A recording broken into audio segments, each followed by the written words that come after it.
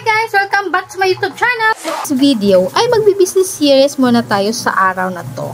So, gagawa lang naman po tayo ng munchkins. Kung ang munchkins nyo ay, ang toppings ay marshmallow, yung akin naman ay mango. So, munchkins with mango ang gagawin natin for today's video. Isa lang naman po itong dessert na pwede natin mapagkakitaan. So, alam nyo pa guys, na pang ilang gawa na talaga ako sa aking munchkins kasi mabenta po talaga dito sa aking sari-sari store. Kaya kung kayo ay naghahanap ng pwedeng pang extra income dito sa loob ng sari-sari store, pwede po kayong gumawa ng munchkins kasi madali lang po talagang mabenta siya. So, eto na, ipapakita ko sa inyo kung paano ko ginawa ang aking munchkins with mango. So, meron po akong dalawang packs na Ace biscuits, guys. So, dinurog ko lang siya isa-isa hanggang sa mapulbo talaga siya ng bonggang-bongga.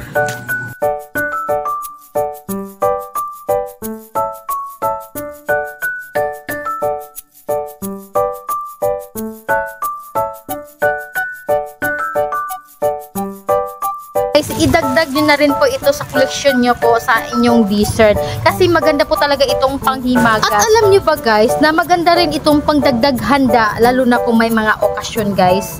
Maganda kasi meron po tayong mga sweetens, mga desserts, so mga ganyan-ganyan.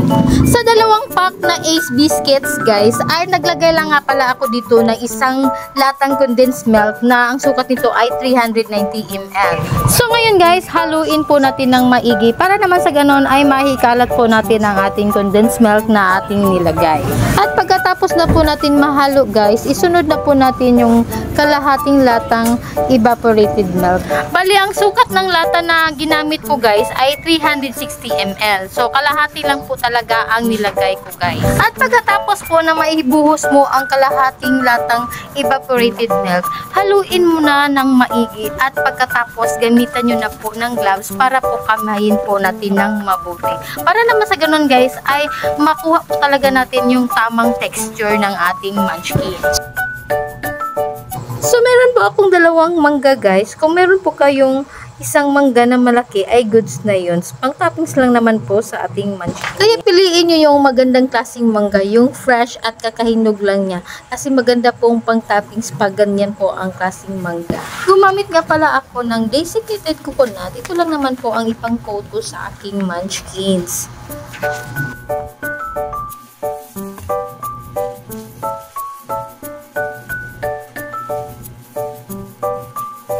So, ang ginawa ko dito guys ay kumuha po ako ng kaunting piraso tapos binilog ko muna siya at tinan siya kung ito ba'y okay na ba sa gusto kong kalaki. Tapos naglagay po ako sa gitna ng fresh mango.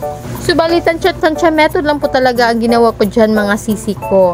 Kaya kung familiar nyo po ang munchkins ng Dunkin Donut or Mr. Donut, so gayahin nyo lang po kung gaano po kalaki ang kanilang munchkins. So, yun po ang ginawa ko guys. Ginaya ko lang siya para naman sa ganon ay makaka-idea po talaga ako kung gaano po talaga kalaki yung aking munchkins. So, napakadaling gawin lang po talaga guys. Ganyan lang tapos i-coat mo lang yan sa desiccated coconut at yun na po ang finished product po natin. So, nakagawa ka ng munchkin with mango. Graham balls sana yung gagawin ko guys. Yung crushed grahams talaga ang gagamitin ko. Kaso ay naubusan talaga ako ng crushed grahams kasi ginamit ko po sa aking pag-ice candy na mango fruit flavor. So ngayon guys, tinry ko po talaga sa aking munchkins guys. Kasi gumagawa naman talaga ako dito ng munchkins. So yun nga lang ay ang toppings ko po ay marshmallow. So instead of marshmallow po ang itatoppings ko, mango po ang tinatoppings ko. Bali yun po ang ni-replace ko po sa marshmallow. Masarap po siya guys at nagustuhan po talaga ng aking mga suki. So, bali pangalawang beses ko na po talagang nagtatoppings po ng mango. So, tamang-tama lang po dahil season po ang mangga ngayon at makakabili ka po ng mura.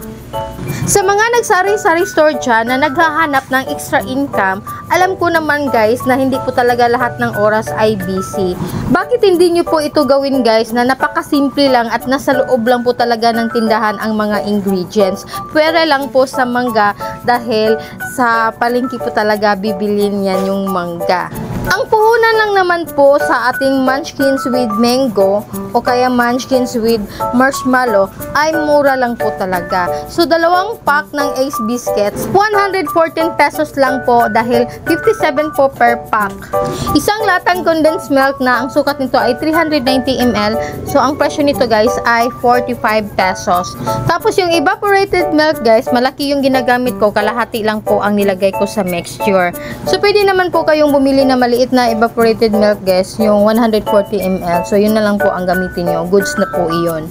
Sa desiccated coconut naman guys, sa isang pack guys, ay makailang gawa ka talaga.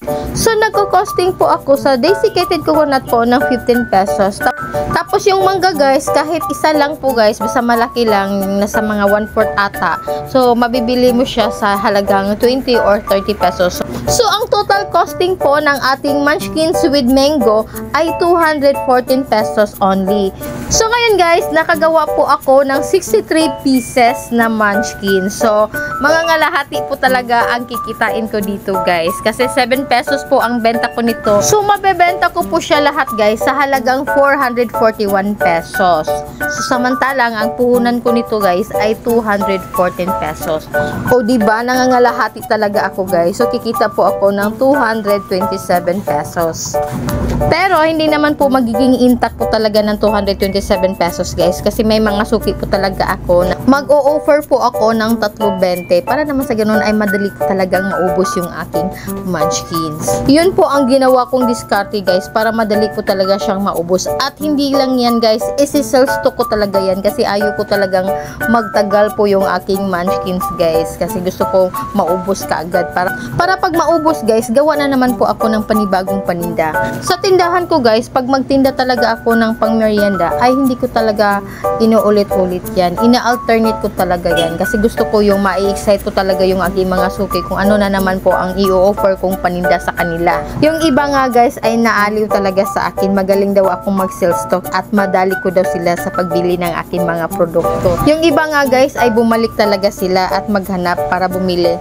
At yun nga lang ay hindi talaga ako makagawa kaagad-agad kasi sa kadami-dami ko pa namang mga produkto nga pinapasok po dito sa aking tindahan guys at napaka-hectic talaga yung aking schedule guys kaya hindi po talaga ako makapag-upload lagi ng video guys kasi yun inuuna ko talaga yung aking mga customer dito guys na maghanap ng ganito ganyan, yung nasan na yung aking pastillas, nasan yung aking munchkin, nasan yung aking ice candy, gusto ko ganito ganyan, mga salad, mga ganun-ganun guys ba, yung mga alternatives na ginagawa ko talaga dito sa loob ng aking tindahan guys. So, nag-enjoy po talaga ako sa mga ginagawa ko araw-araw guys. Kaya kung ako sa inyo guys, kung gusto nyo mag-business, kung meron po kayong sari-sari store ay maganda po iyan kasi yung customer na po talaga ang pusong lumapit sa atin. So, tayo na po ang magdidiskarte kung ano po ang iaalok po natin sa ating mga suki. So, yun po talaga ang pinakamaganda. Yun po talaga ang kagandahan po pag mag-sari-sari store po tayo. Sa mga walang sari-sari store guys, pwede naman po kayo makapag-business na kahit nasa bahay lang po kayo o kaya sa eskwelahan o kaya mas maganda kung nasa trabaho po kayo, ay pwede naman po kayo makapagtinda. Basta ang importante guys ay marunong po talaga tayo mag-sell stock ng ating paninda para naman sa ganun ay mabenta po talaga. Pero kung hindi ka marunong mag-sell stock guys, ay siguradong mabubusog ka talaga sa dala mong paninda kasi ikaw na po ang kakain sa dinadala mong paninda. Pero kung gusto mong kumita talaga at makabenta, i-sell stock mo ang inyong paninda para naman sa ganun ay mabenta po talaga at kumita ka.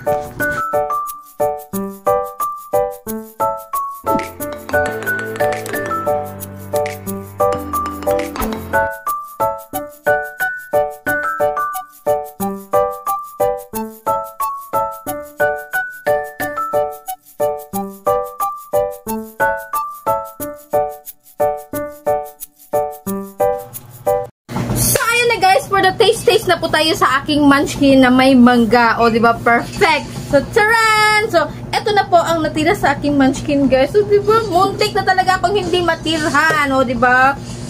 Kailan na ba? 2, 4, 6, 8. 8! O, diba? 8 ba nga? 2, 4, 6, 8, 9. 9. Diba? Sa out of 63 pieces, guys, 9 na lang ang natira. So, ganito po kasi yun, guys. Nung gumawa po talaga ako kaninang umaga guys, nag-video talaga ako. Pagkatapos ko talagang gumawa guys, ay nilagay ko muna siya sa chiller. Pinalamig ko siya ng kaunti. Mga 1 hour or 2 hours guys. Tapos dinispe ko na kaagad-agad. Tapos nun ay nag-edit na talaga kaagad-agad ako. O diba? So, ayun, meron pa akong mga ginagawa-gawa. So, nang natapos ko ng pag-edit ng video na ito, so ayun, ito na po talaga yung panghuli. So, muntik na talaga ako hindi matirahan guys, hindi na ako makapag-taste nito. O diba? For the moment of truth, ay titikman na po talaga natin kung gaano ba kasarap yung ginawa ko. Masarap naman talaga yung aking munchkin guys. Pero ipapakita ko lang sa inyo, at least naman makikita nyo na nafe-feel ko talaga yung aking munchkin na napakasarap talaga. Kaya try nyo mga sisi ko. O diba? So kukuha lang, malinis yung kamay ko guys. Tapos kakahugas ko lang po kanina. So, yan. Isa lang po ang titikman natin. Kasi ibibenta lang natin yan. Hindi naman yan pangkain. Pangbenta naman yan. So, ito na po ang tsura niya, guys. Ano yung mangga? Napaka-sharp lang. Napaka-fluffy. Itong malamig, guys. Kasi kanina lang po ito nalagay sa chiller. Tapos, na-display na kaagad. So, ito, medyo lumamig na siya nga. Parang natural lang talaga na paggagawa ko kanina. Tapos, malasami yung mangga. Na may maasim-asim po onte. Na mangga-mangga talaga ang lasa niya, di ba? Tapos yung ano guys, yung ano niya, para kang kumain ng choco moist. Pero mas masarap pa sa choco moist.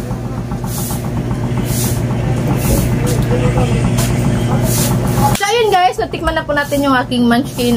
Ay salamat naman po kung umabot ka sa part na ito. At sana po ay nagustuhan niyo po aking video. At kung ikaw ay bago ka pa lang sa channel, don't forget to subscribe and hit the notification bell para lagi po yung update sa mga videos na aking i-upload. So that's it. Thank you for watching. Bye bye!